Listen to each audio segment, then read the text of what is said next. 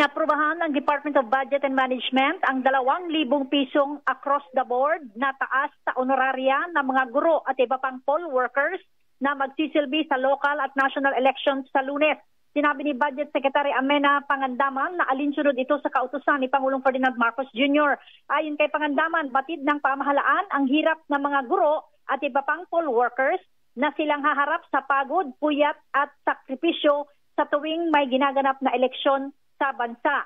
Dahil dito, ang magiging bagong honoraria rates para sa mga electoral board ay 12,000 piso mula sa dating 10,000 piso para sa chairperson, 11,000 piso mula sa dating 9,000 piso sa mga poll clerk, 11,000 piso mula sa dating 9,000 piso para sa third member, at 8,000 piso mula sa dating 6,000 piso para sa support staff.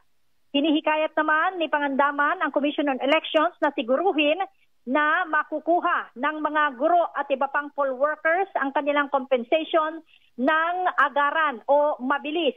Dapat ay timely na mailabas yung kanilang benepisyo.